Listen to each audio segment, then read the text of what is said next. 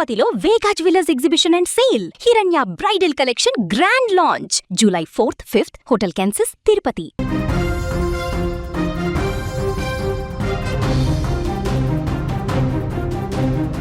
Vijayawada Saikrishna lockup death కేసులో మరో సంచలన పరిణామం చోటు చేసుకుంది. సిట్ కస్టడీ వేళ ఈ కేసు నిందితుడు సిఐ నాగరాజు కోర్టుకు రాసిన లేఖ బయటకు వచ్చింది.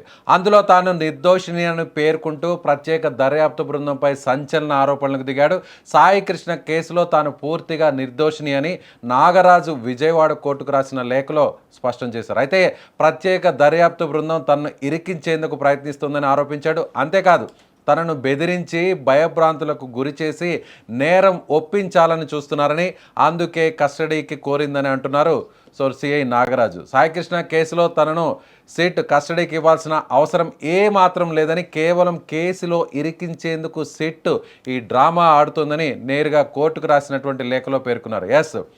విజయవాడకు సంబంధించినటువంటి సాయికృష్ణ లాకప్ డెత్ కేసులో రోజుకొక పరిణామం వెలుగులో చూస్తుంది. ఇప్పుడు తాజాగా ఎవరైతే ప్రస్తుతం కోర్టుకు సంబంధించినటువంటి నాగరాజు రాసినటువంటి లేఖలో సిట్ తనను కావాలని ఇరికించేటువంటి ప్రయత్నం చేస్తుంది. కాబట్టి ఎక్కడో కూడా వాళ్ళ కస్టడీకి ఇవ్వాల్సినటువంటి అవసరం లేదు అంటూ రాసిన లేఖ ఇప్పుడు బయటకు వచ్చినటువంటి పరిస్థితి. దీని గురించి తాజా సమాచారాన్ని తెలుసుకునేటువంటి ప్రయత్నం చేస్తాం. నాగరాజు చేసినటువంటి ఆరోపణలపై సిట్ ఎలా స్పందిస్తుంది, కోర్టు ఏ విధంగా స్పందించే అవకాశం ఉందో విజయవాడ నుంచి అక్కడ ఉన్నటువంటి మా ప్రతినిధి సాయితో మాట్లాడే ప్రయత్నం చేద్దాం లైవ్లో. సాయి, చెప్పండి, అంటే నాగరాజు కోర్టుకు నేరుగా ఈ లేఖ రాయడం వెనుక, అంటే తనను కావాలనే ఇరికించే ప్రయత్నం చేస్తున్నారని ఆరోపణలు చేయడం వెనుకున్నటువంటి ఉద్దేశం ఏంటి?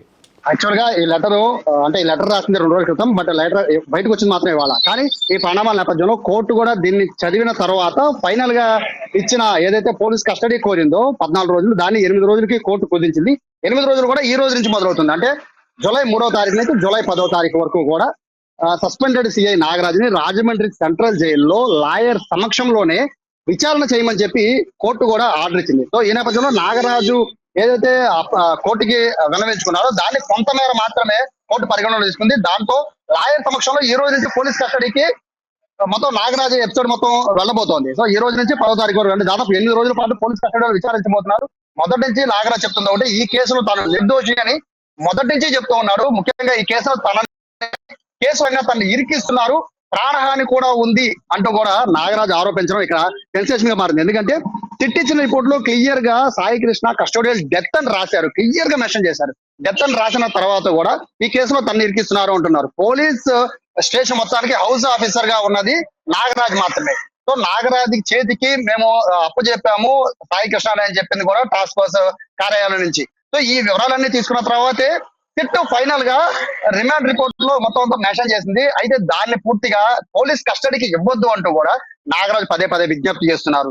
రీజన్ ఏంటంటే పోలీస్ కస్టడీలో తనని టార్చర్ చేస్తారు, నిజాలు చెప్పించమని బలవంతంగా ఒప్పిస్తారు, నాకు ప్రాణహాని ఉంది, అవసరమైతే చంపేస్తారు అనే వాదనని నాగరాజు తెరపై తీసుకొస్తున్నారు. అంటే పోలీస్ కస్టడీలో నిజంగా కొడతారా, కొట్టి నిజం ఒప్పిస్తారా అనేది పెద్ద ప్రశ్న. ఎందుకంటే నాగరాజు కూడా ఒక పోలీస్ అధికారే.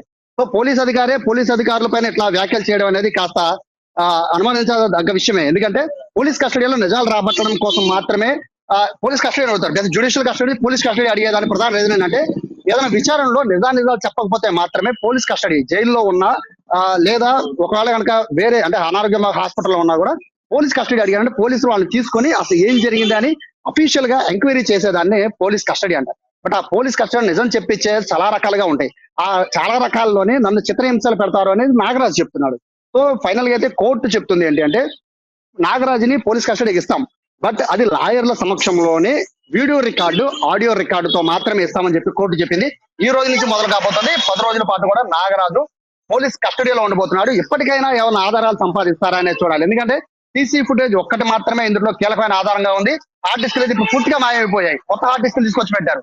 నాగరాజు అరెస్ట్ కాక ముందు జరిగిన పరిణామాలు మొత్తం చూస్తే ఇప్పుడు ఫైనల్ గా అయితే నాగరాజు ఒప్పుకోవాలి, లేదా అరెస్ట్ అయిన మిగతా 4 ఎవరైతే అరెస్ట్ అయ్యారో వాళ్ళకి సంబంధించి ప్రస్తుతానికి పోలీస్ కస్టడీ లేదు, వాళ్ళు రిమాండ్ లో ఉన్నారు కాబట్టి వాళ్ళైనా నోరు విప్పాలి. ఎవరైనా అప్రూవర్ గా మారితే తప్ప ఈ కేసులో ముందుకు వెళ్లే అవకాశం లేదు. నాగరాజుని ప్రశ్నిస్తే తప్ప ఇందులో ఆధారాలు దొరకవని చెప్పి పదే కోర్టుకి విజ్ఞప్తి చేశారు.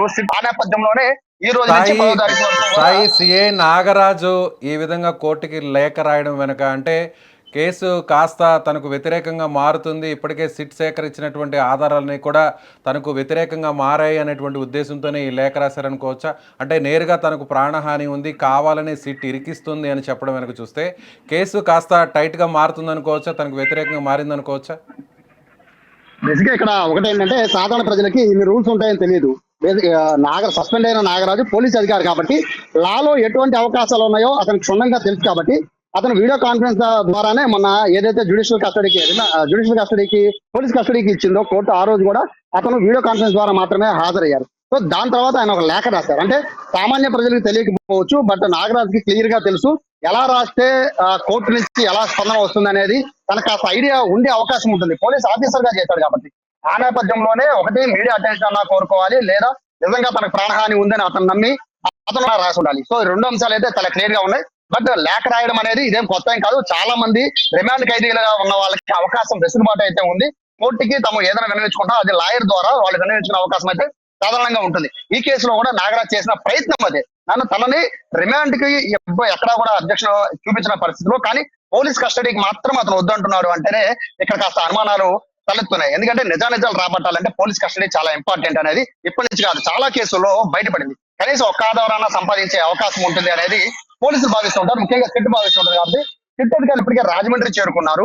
రాజమండ్రిలో ఇప్పటికే బహుశా గాయానికల్లే స్టార్ట్ అయిపోయి కూడా ఉండొచ్చు. ఎందుకంటే 10 నుంచి మొదలయ్యి సాయంత్రం 6 వరకు మాత్రమే ప్రశ్నించే అవకాశం ఉంటుంది. కాబట్టి సో ఈ పాటికి స్టార్ట్ అయిపోయి ఉంటుంది. సో దీనికి సంబంధించి లేఖ విడుదలైనా కూడా కోర్టు ఆల్రెడీ ఇచ్చేసింది. సో పోలీస్ కస్టడీకి ఇచ్చేసింది కాబట్టి నాగరాజు ఇచ్చిన లెటర్ ని చదివిన తర్వాతే బహుశా ఈ ఆర్డర్ ఇచ్చి ఉండాలి అనేది అందరూ భావిస్తున్నారు. లెటర్ రావడం అయితే లేట్ గా వచ్చింది, కానీ అతనైతే పోలీసులకి సంబంధించి కస్టడీ వద్దనే పదే అడుగుతున్నాడు. తనకు ప్రాణహాని ఉందని చెప్తున్నాడు. ఇది చాలా అందరూ కూడా దీన్ని పాయింట్ చేయాల్సిన పరిస్థితి ఉంటుంది.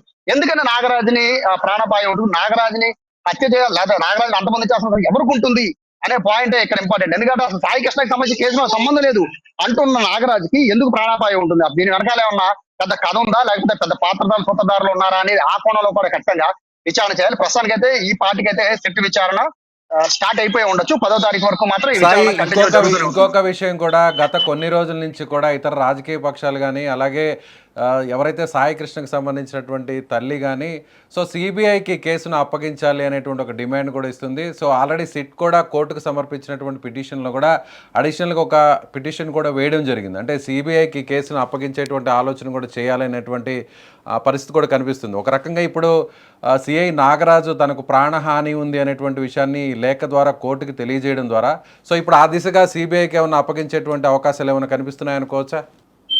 దానికి సంబంధించి ఏమి తీర్పు వస్తుందని కూడా చూడాలి. ఎందుకంటే సిబిఐకి ఇస్తుందంటే ఈ కేసు పూర్తిగా చాలా మలుపులు తిరిగే అవకాశం ఉంటుంది.